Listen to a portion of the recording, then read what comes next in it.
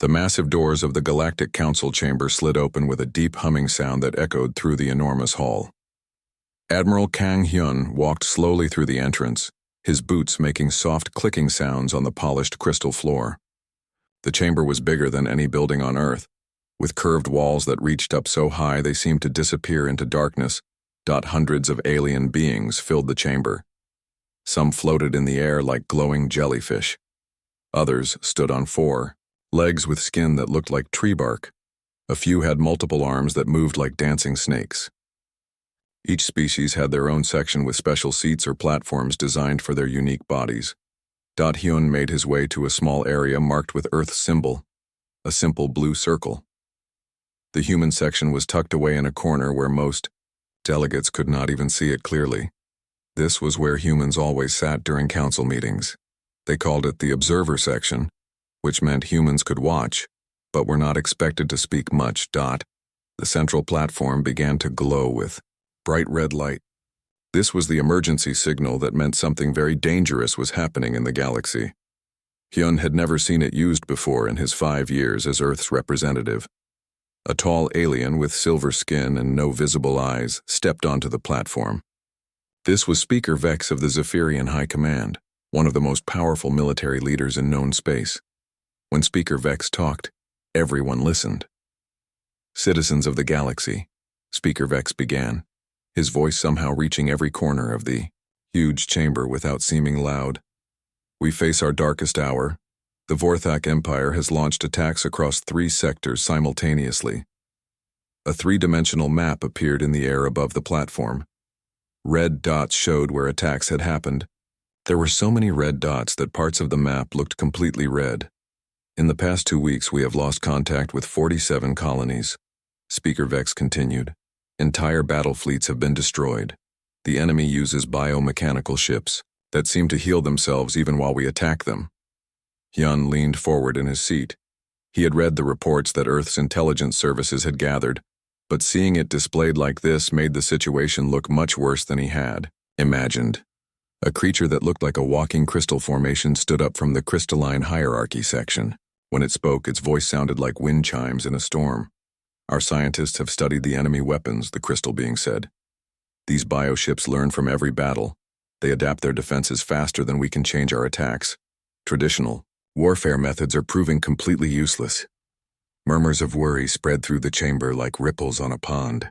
Hyun noticed that many species were looking at each other with fear in their eyes, or whatever they used for eyes. Ambassador Yoon Minji, who sat next to Hyun in the human section, whispered quietly to him, "The reports we received yesterday were even worse than what they are saying here."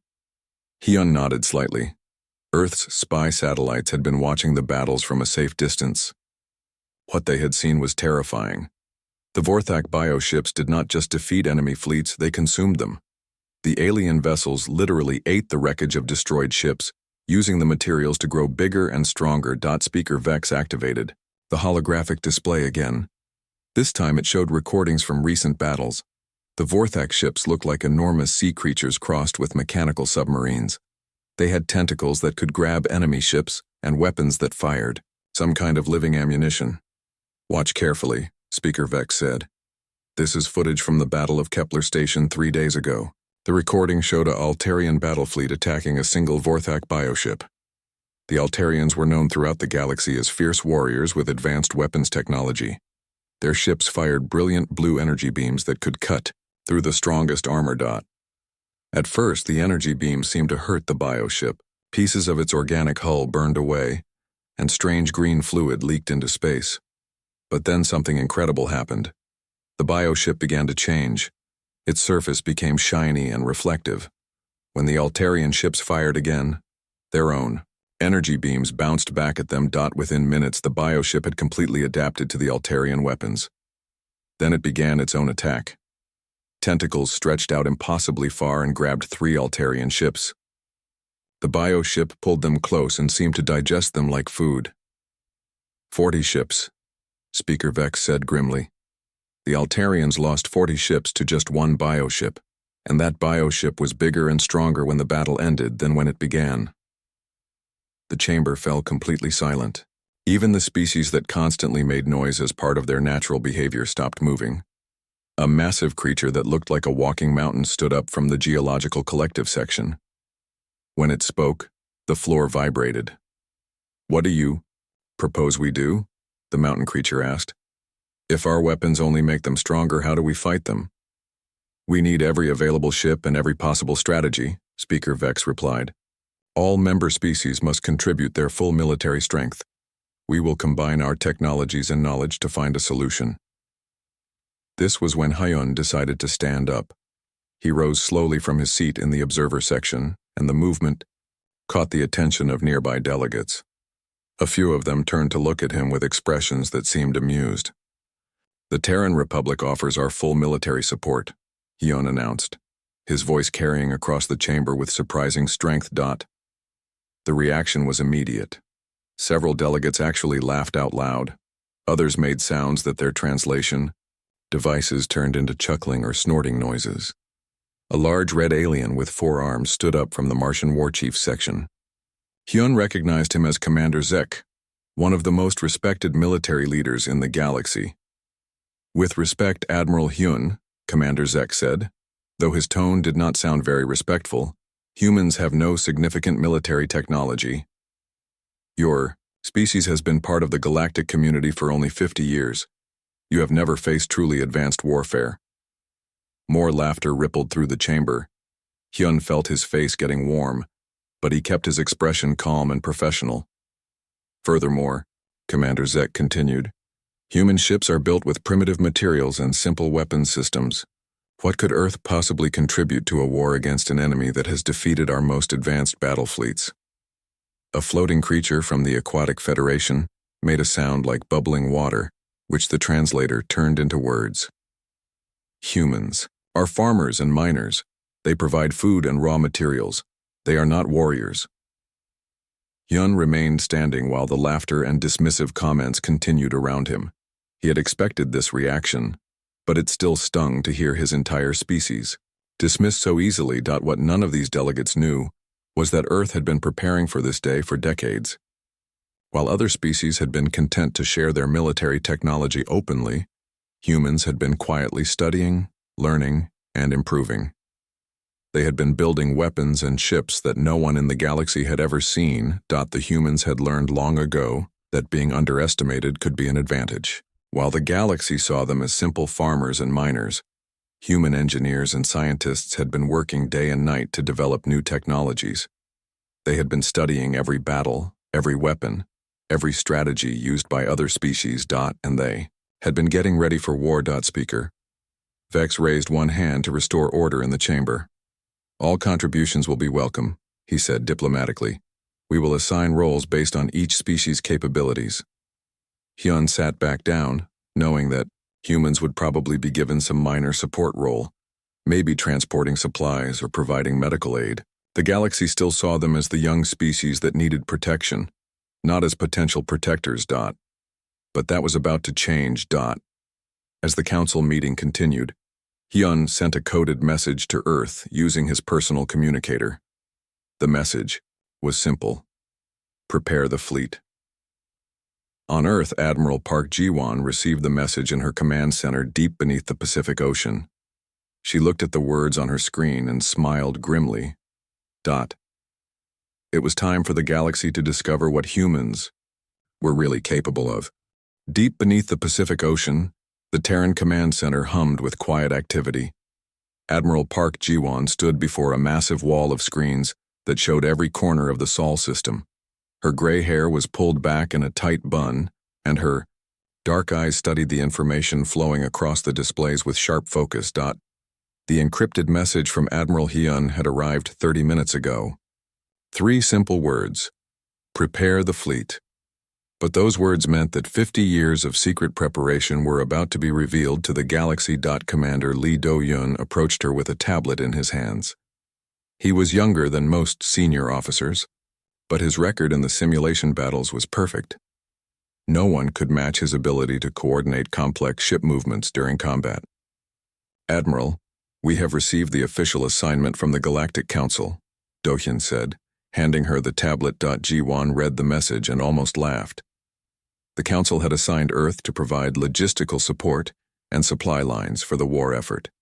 They wanted humans to carry food and medical supplies to the real warriors. The assignment placed them in Sector 7, which was considered the least important battle zone.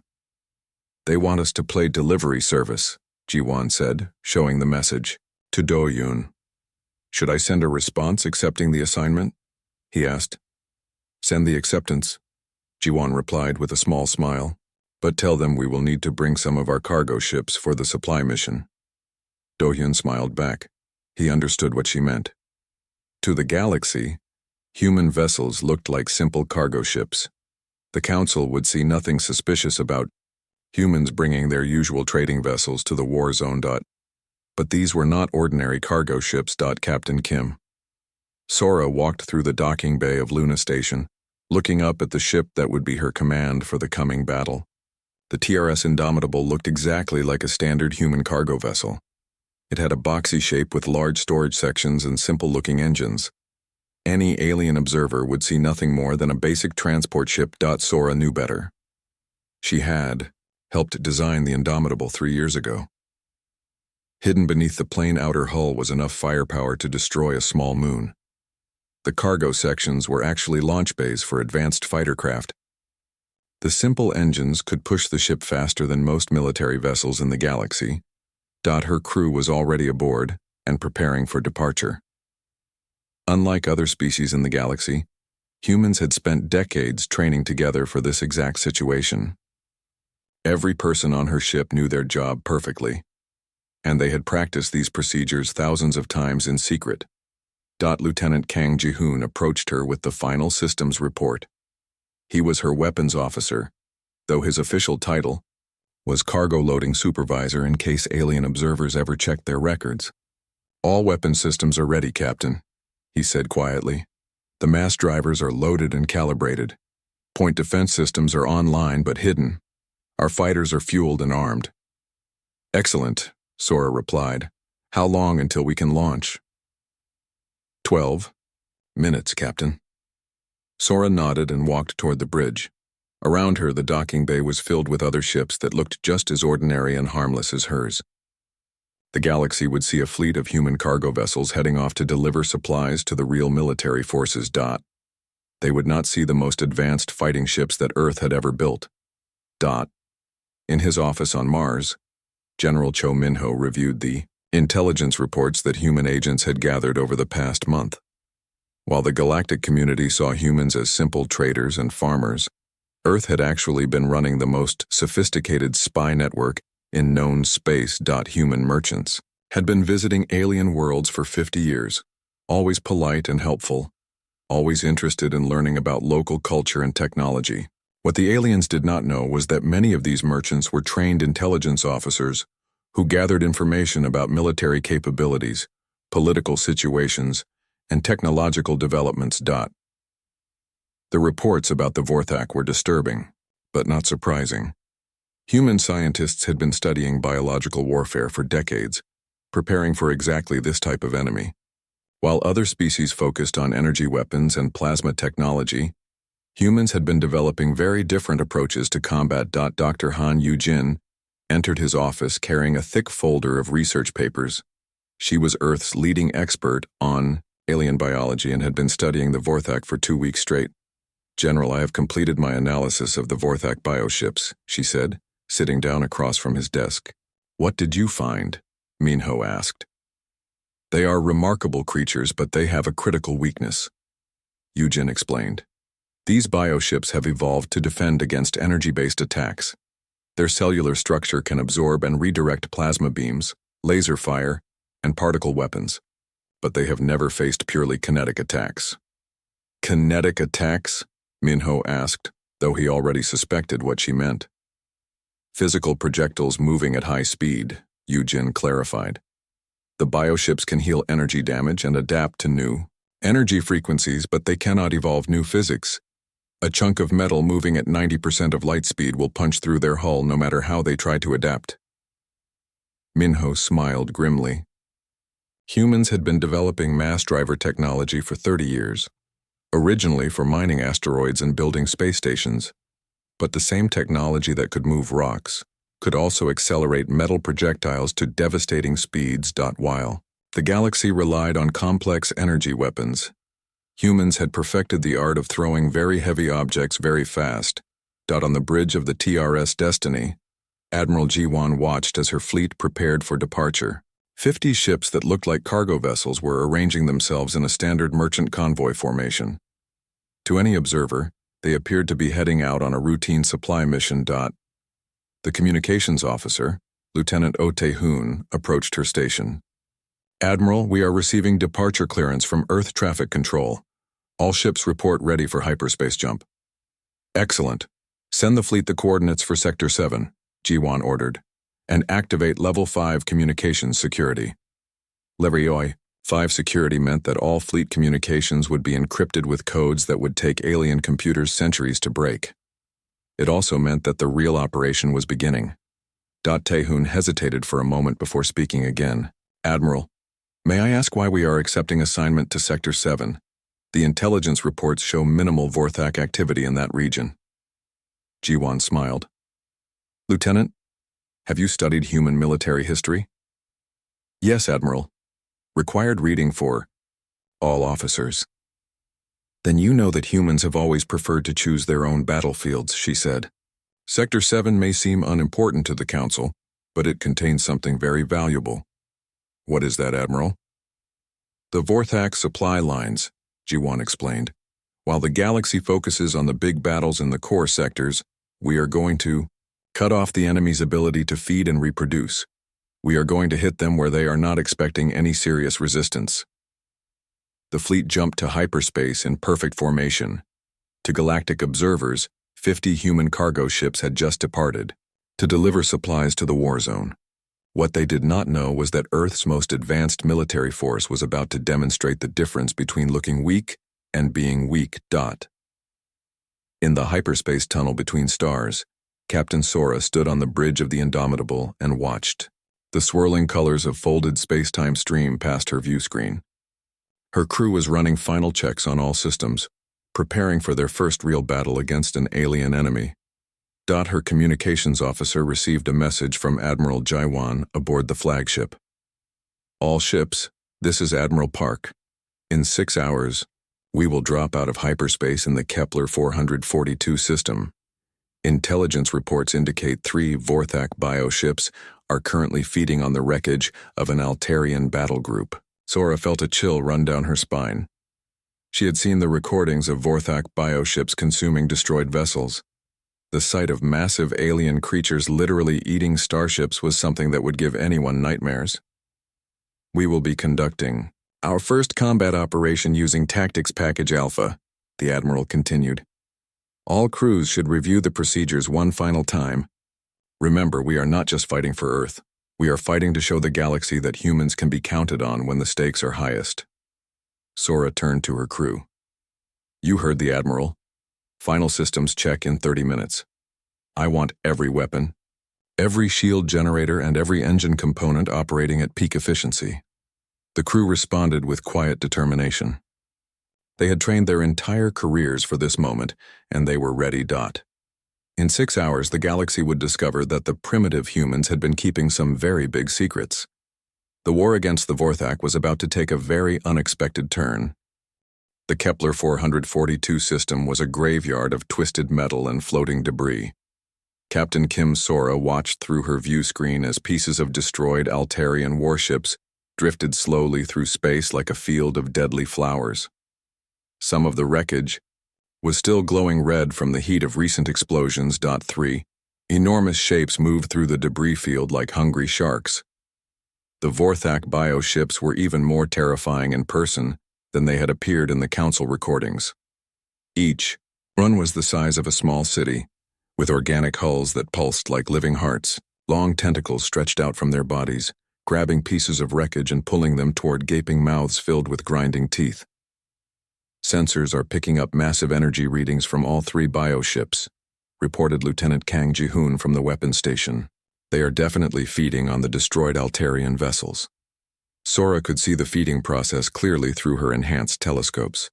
The bioships were literally eating the metal and energy components from the wrecked starships. As they consumed the material, their bodies grew visibly larger and new weapon pods sprouted from their hulls like tumors. "Disgusting," muttered Ensign Park Minsu from the communications station. "Focus on the mission," Sora reminded her crew. "Remember, these creatures have never faced human weapons before. We have the advantage of surprise, but only for the first few minutes of combat." The human fleet had dropped out of hyperspace behind a large asteroid field, keeping them hidden from Vorthak sensors. Their ships still looked like ordinary cargo vessels, showing no signs of the advanced military technology hidden beneath their plain exteriors. Admiral Jiwan's voice came through the secure communications channel. "All ships. This is Admiral Park. Begin Tactics Package Alpha on my command. Target their feeding appendages first, just like we practiced." Sora smiled grimly. Human military doctrine was different from anything the galaxy had ever seen. While other species focused on destroying enemy ships quickly, humans preferred to disable their opponents systematically. Cut off their ability to eat, and the bioships would weaken over time. "Weapons systems online," Jihoon reported. "Mass. Drivers loaded and ready. Point defense systems activated." "Stealth systems?" Sora asked. "Still operational, Captain. The Vorthak have no idea we are here." The human fleet moved slowly through the asteroid field, using the floating rocks as cover. Their stealth technology was based on studies of Earth's magnetic field, creating ships that could become nearly invisible to most scanning systems. It was another innovation that the galactic community had dismissed as impossible. "All ships, attack now," Admiral Jiwan commanded. Suddenly, 50 human ships dropped their disguises. Cargo bay doors opened to reveal massive weapons that had been hidden inside. Engine sections that looked simple and weak began glowing with incredible power. In seconds, the peaceful merchant convoy had transformed into a deadly battle fleet. The first mass driver projectiles hit the nearest Vorthak bioship before it even knew it was under attack. These were not energy beams that could be absorbed or redirected. They were chunks of dense metal accelerated to 90% of light speed, carrying enough kinetic energy to punch through a mountain. The bioship's feeding tentacles were severed instantly. Green fluid sprayed into space as the massive creature writhed in pain and confusion. Its cellular structure began trying to heal the damage, but the wounds were too severe and happened too quickly. "Direct hit on target 1, Jihoon reported with satisfaction. "All feeding appendages destroyed." The second bioship turned toward the human fleet, its body beginning to change and adapt as it tried to identify the new threat. Weapon pods along. Its hull started glowing with the same energy signatures that had destroyed the Altarian ships. But Captain Sora was ready for this. "Launch fighters," she ordered. The Indomitable's cargo bays opened completely, and dozens of small fighter craft poured out like angry wasps. These were not ordinary fighters either. Each one was controlled by advanced artificial intelligence and linked to every other fighter through quantum communication networks. Commander Oh Tae-hoon led the fighter squadrons in an attack pattern that had never been seen before in galactic warfare. Instead of flying in straight lines or simple formations, the human fighters moved in seemingly random patterns that made individual targeting nearly impossible. The Vorthak bioship fired its energy weapons, but the beams passed harmlessly through empty space where the fighters had been microseconds earlier. The human pilots were not just dodging the attacks. They were predicting where the bioship would aim and avoiding those locations before the weapons even fired.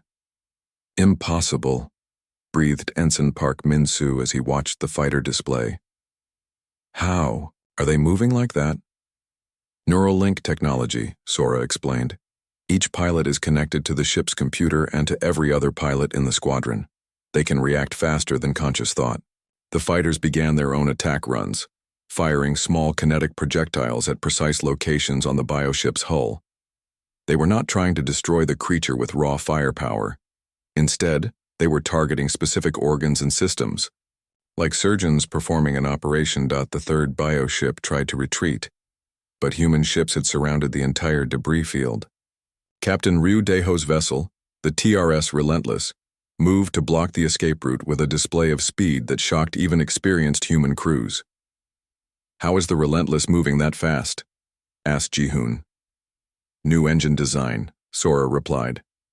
"Gravitational manipulation technology. We can bend space-time around the ship to achieve impossible acceleration." The trapped bioship began changing rapidly, its body structure shifting as it tried to adapt to the kinetic attacks. But this was exactly what human scientists had predicted. The creature could evolve defenses against energy weapons because those followed predictable patterns. But physics was physics. A heavy object moving at extreme speed would always have the same devastating effect. More mass driver rounds slammed into the bioship from multiple directions. The creature's adaptive capabilities were overwhelmed by the sheer variety of attack angles and projectile types.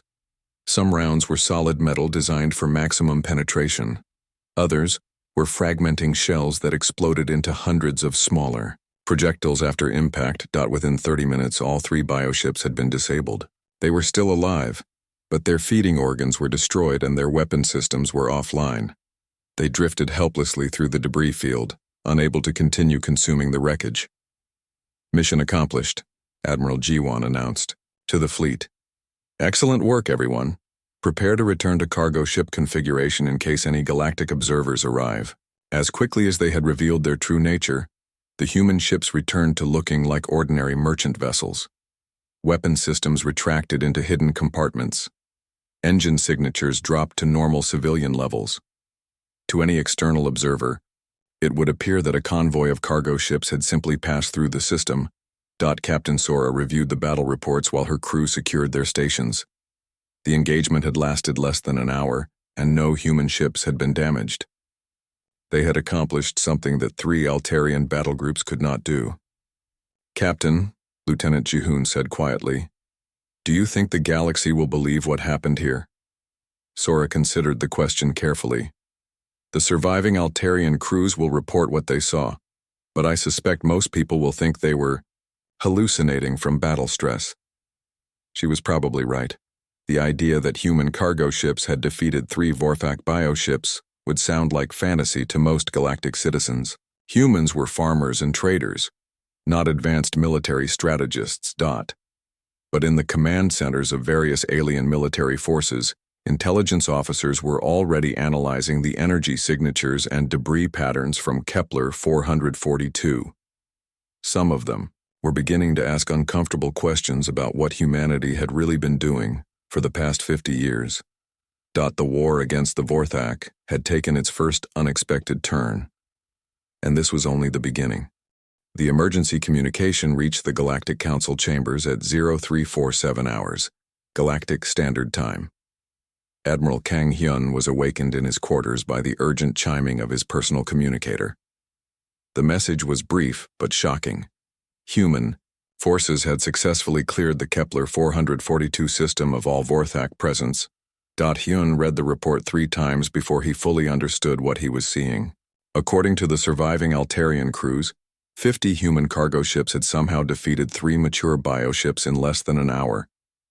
The description of the battle sounded like science fiction, but the debris analysis confirmed that the bioships were indeed dead. Within hours, similar reports began flooding in from across Sector 7. Human supply convoys were engaging Vorthak forces and winning decisively. The species that had been assigned to carry food and medical supplies was systematically destroying the most dangerous enemy the galaxy had ever faced. In the Crystalline Hierarchy's Military Analysis Center, Senior Analyst Keth examined the energy readings from the recent battles with growing amazement. For over 10,000 years, his species had been studying warfare and military technology. They prided themselves on understanding every aspect of galactic combat. But these readings made no sense. "The projectile velocities are impossible," Keth muttered to his assistant. "No known propulsion system can accelerate solid matter to 92% light speed." "Perhaps the measurements are incorrect," suggested his assistant. "I have checked them 17 times, Keth replied. "The humans are using some form of mass acceleration technology that we have never encountered before." The most disturbing part was not just the advanced weapons. The tactical coordination displayed by human forces was unlike anything in recorded military history. Their ships moved with precision that suggested some form of shared consciousness, while their attack patterns showed a level of strategic thinking that impressed even veteran commanders. Ambassador Yoon Minji found herself in an unprecedented situation. For 50 years, she had attended diplomatic functions where humans were treated politely but dismissively. Now, her personal communicator was receiving requests for immediate meetings from military leaders of every major species. The first to arrive at her office was General Thex of the Altarian War Chiefs. He was a massive creature with 4 arms and skin that looked like red leather. His species had been warriors for over 5,000 years, and he commanded respect throughout the galaxy. "Ambassador Minji," he said, his voice rough with what sounded like embarrassment. "I must ask about the human military capabilities we observed at Kepler 442. "What would you like to know, General?" Minji replied calmly. "How long has your species possessed such advanced weapons technology?" Minji smiled politely. "We have always been good at making tools, General. We simply prefer not to show them off unless necessary." The truth was more complicated.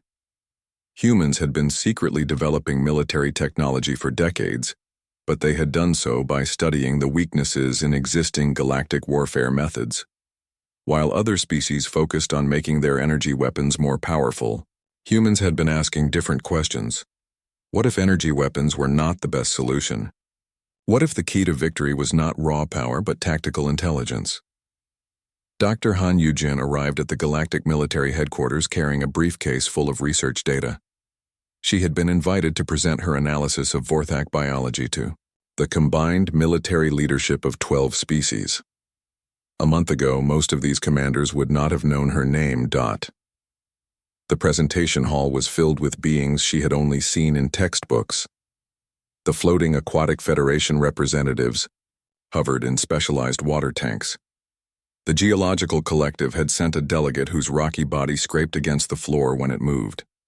Even the secretive Shadow Consortium had sent an observer, though it remained invisible in the corner.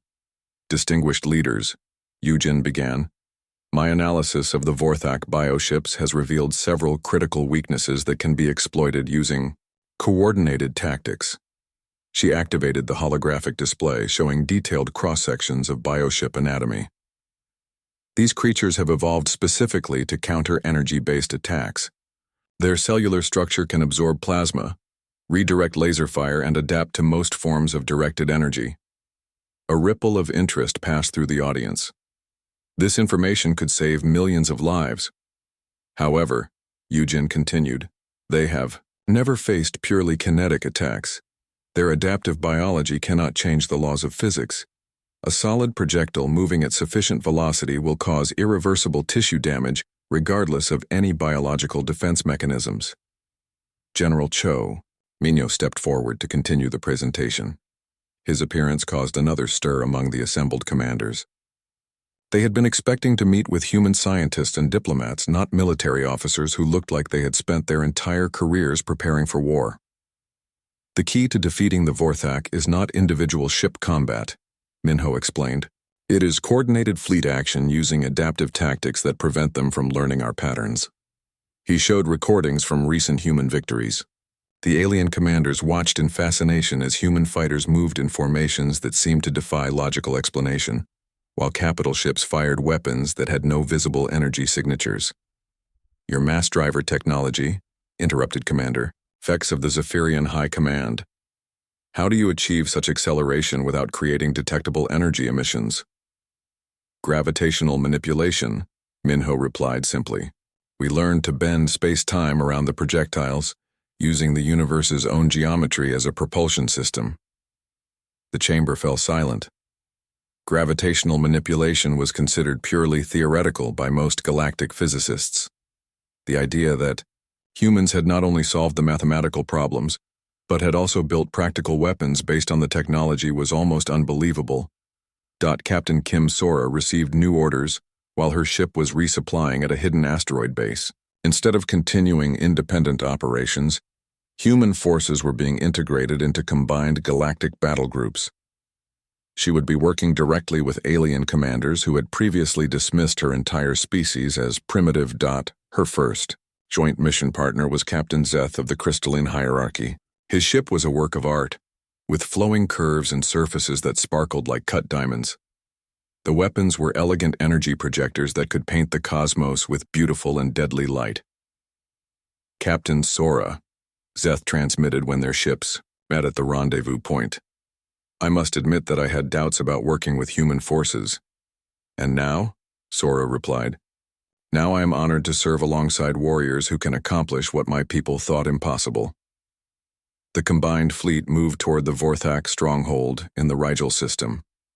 Intelligence reports indicated that at least 20 bioships were gathering there, possibly preparing for a major assault on the galactic core worlds. As they traveled through hyperspace, Sora found herself explaining human tactical doctrine to alien officers who were eager to learn. The concepts were simple, in theory, but required a complete change in thinking about warfare. Instead of trying to overpower the enemy, she explained during a strategy meeting, we focus on disrupting their ability to function effectively, cut off their food supply, disable their communication systems, destroy their reproduction capabilities. A weakened enemy is easier to defeat than a healthy one. Captain Zeth nodded thoughtfully.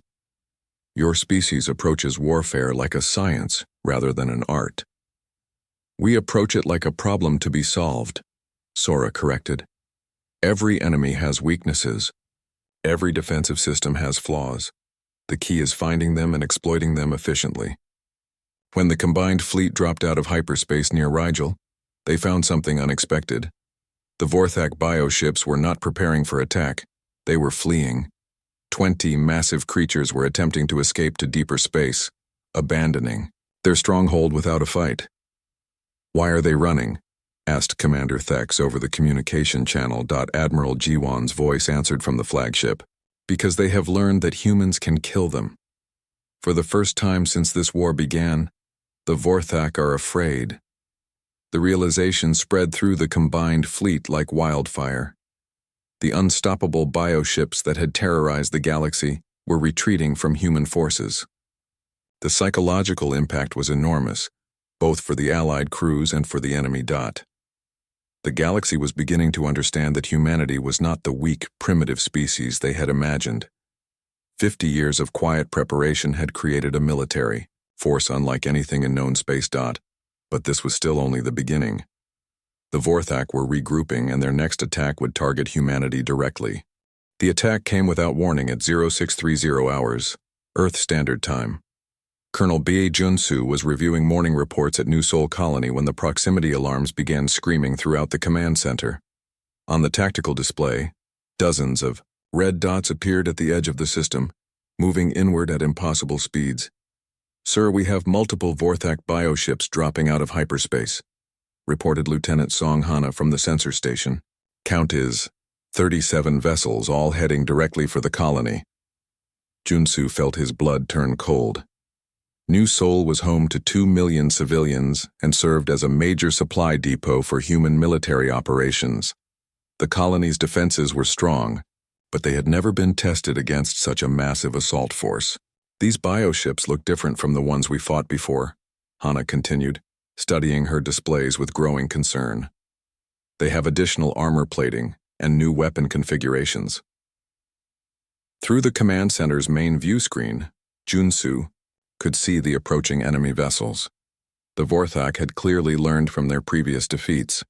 These bioships were covered in thick, layered armor that looked designed to absorb and distribute kinetic impacts. Their hulls bristled with new weapon pods that glowed with unfamiliar energy signatures. They adapted to our mass drivers, Junsu realized grimly. Send an immediate distress signal to Earth Command. Tell them the Vorthak have developed countermeasures to our primary weapons systems.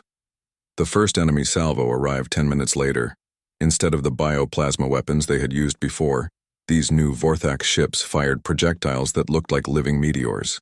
The organic missiles changed direction in mid-flight, actively seeking their targets like hunting animals. New Sol's defensive platforms opened fire with their mass driver batteries, but the results were devastating in an unexpected way. The Kinetic projectiles struck the bioship's new armor but failed to penetrate. The thick, layered plating absorbed the impact energy and distributed it across the entire hull surface. Direct hits on multiple targets, reported the weapons officer. No significant damage observed. Junsu gritted his teeth. The Vorthak had done exactly what human scientists had feared they might do. They had evolved specific defenses against humanity's most effective weapons. Captain Ryu Deho led the emergency response squadron that jumped into the new Sol system 30 minutes after the attack began. His small fleet of 12 ships faced overwhelming odds, but they had something the Vorthak had not encountered before: the ability to adapt even faster than their bioships could evolve. "All ships, this is Captain Ryu," he transmitted on the secure channel. "Switch to Tactics Package Delta immediately. We are going to test the new ammunition types that engineering developed last week." The human ships opened fire with weapons that looked identical to their previous mass drivers, but the projectiles were completely different. Instead of solid metal slugs, they fired fragmenting rounds that exploded into hundreds of smaller pieces just before impact. The bioship's armor could absorb single large impacts, but it could not stop multiple simultaneous strikes across different areas. The lead bioship shuddered as dozens of small projectiles punched through its hull in a spread pattern. Green fluid began leaking from the wounds, and the creature's movement became sluggish and uncoordinated. "Fragmenting rounds are effective," reported Lieutenant Kang Minji from the weapons station. "The distributed impact overwhelms their new armor design." But the Vorthak were not finished adapting.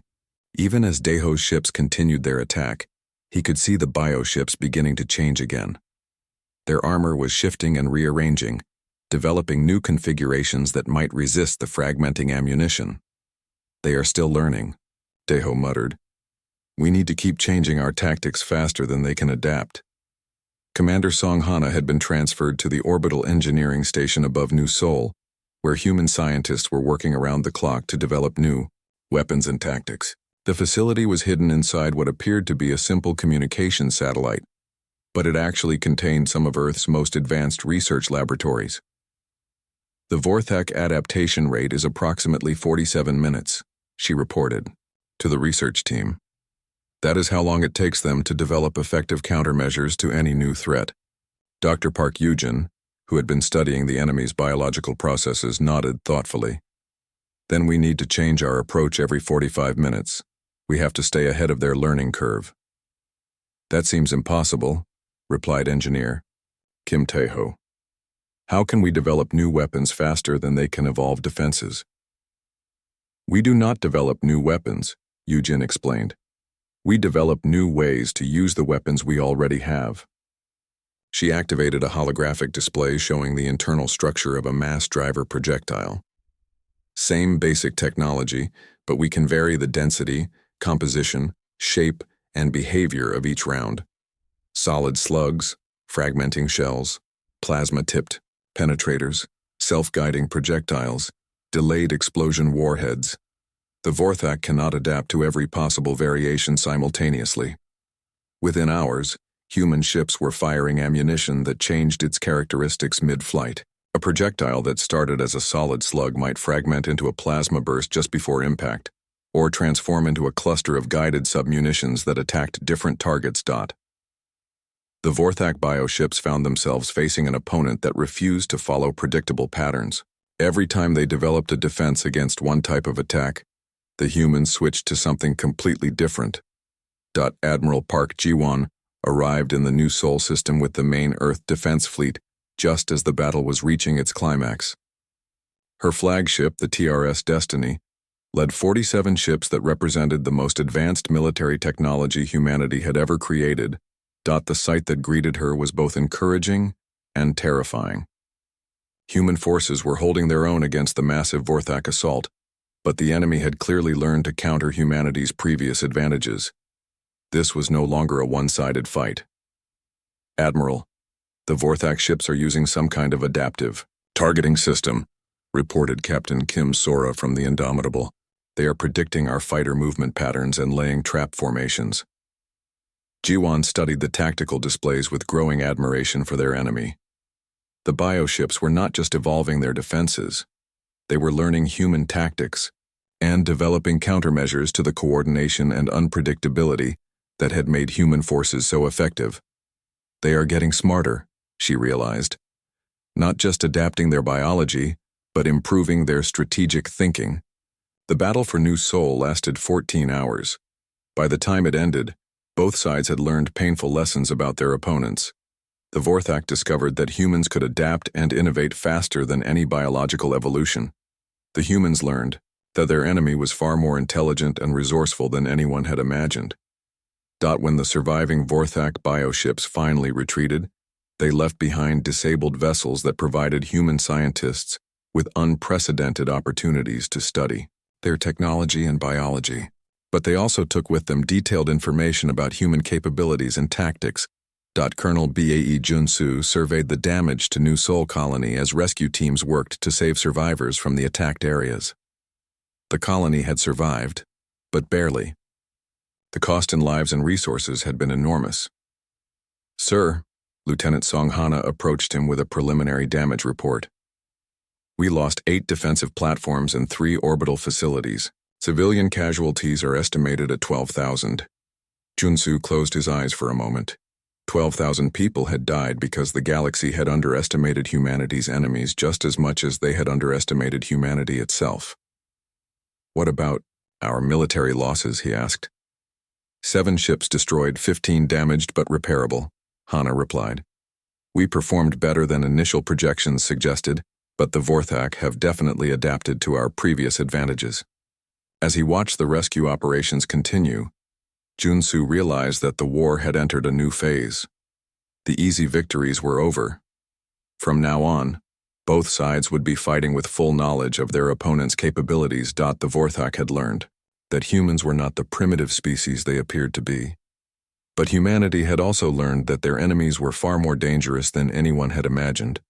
The next battle would determine which species could adapt and evolve faster in the crucible of total war.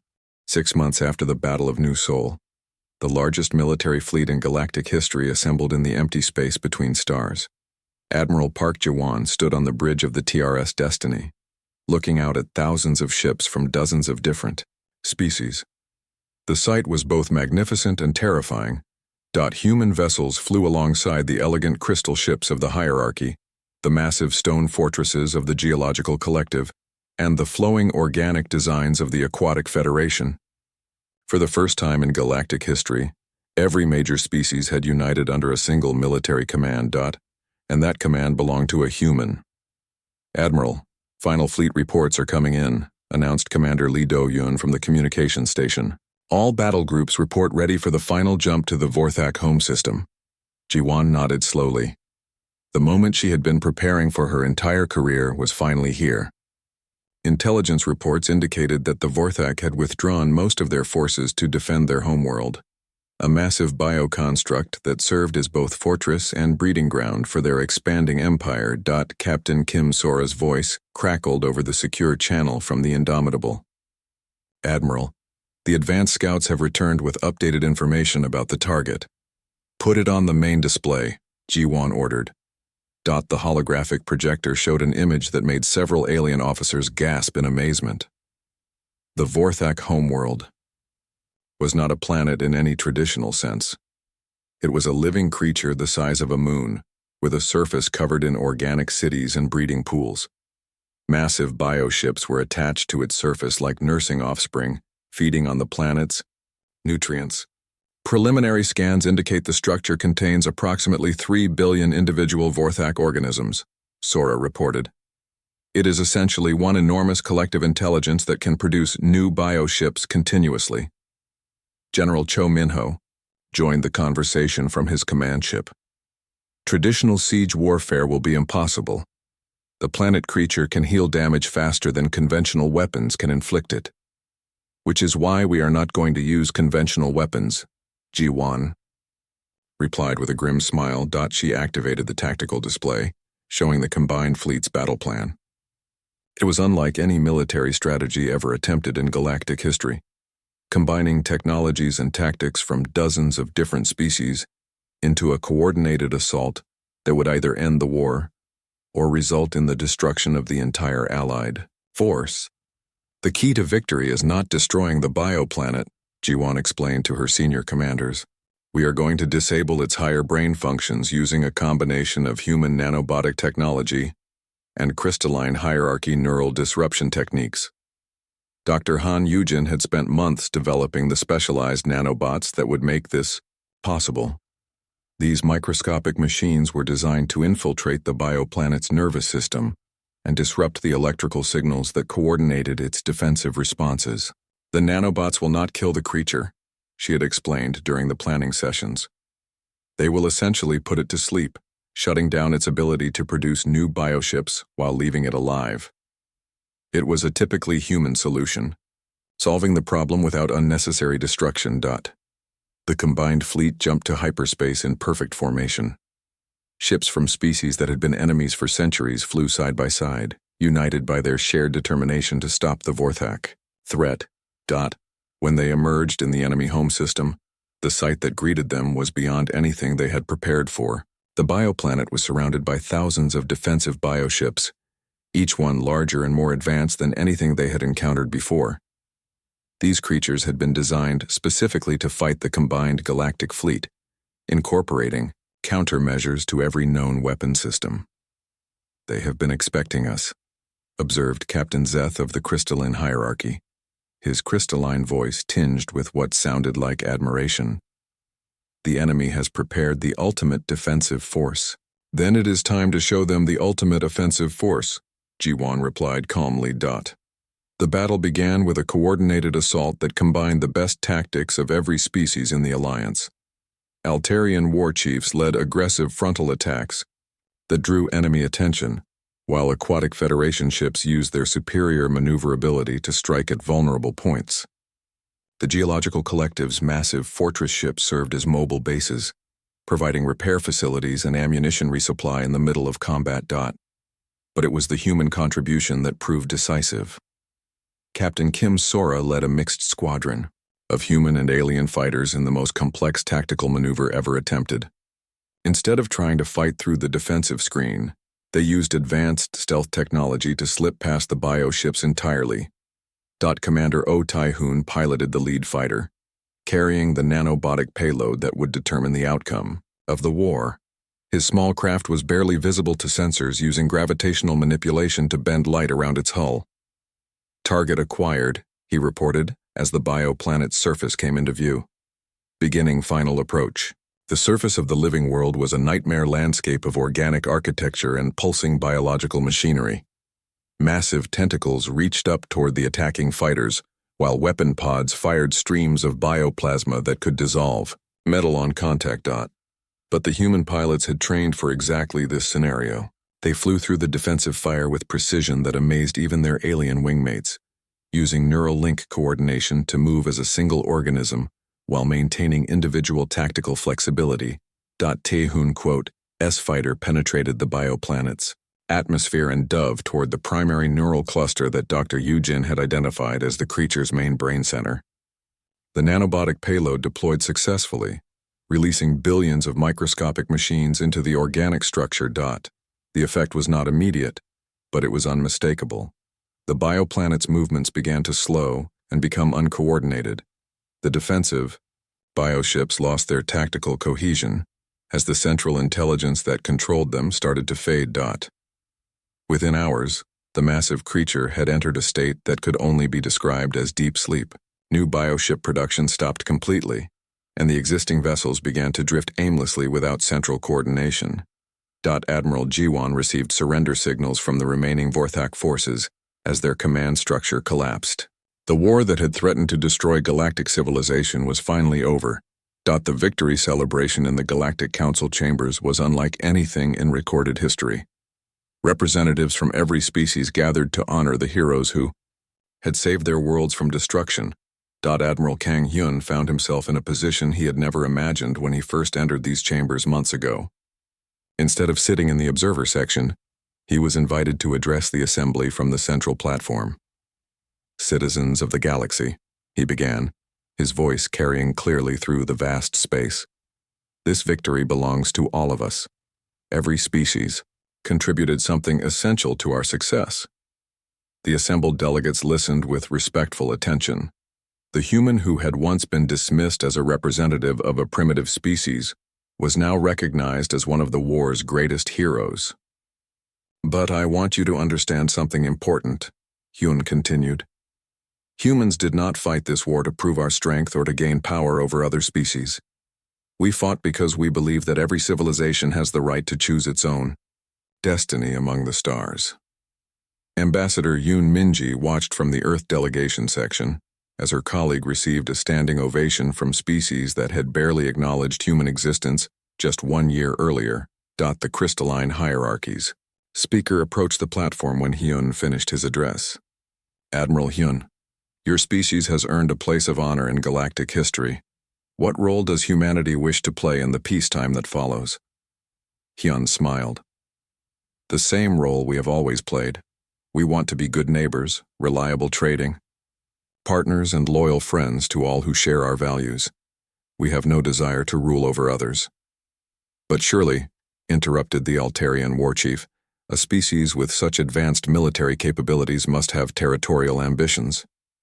"Our only ambition," Hyun replied, "is to continue learning from our galactic neighbors while contributing what we can to the common good." In the months that followed, human technology and tactical knowledge were shared freely with allied species. The mass driver weapons that had proven so effective against bioships were adapted for use by other militaries, while human coordination techniques became standard training for multi-species operations. Captain Kim Sora found herself teaching tactical courses at the Galactic Military Academy, training officers from dozens of species in the adaptive warfare methods that had made human forces so effective. "The key to victory," she would tell her students, "is not having the best weapons or the strongest ships. It is understanding your enemy better than they understand themselves, and being willing to change your approach when circumstances require it." Dr. Han Yu-jin established research partnerships with xenobiologists from across the galaxy, working to ensure that future biological threats could be countered before they became dangerous. But perhaps the most important change was in how the galaxy viewed humanity itself. The species that had been considered mere legends, primitive newcomers with no significant capabilities, had proven themselves to be among the most innovative and reliable ally.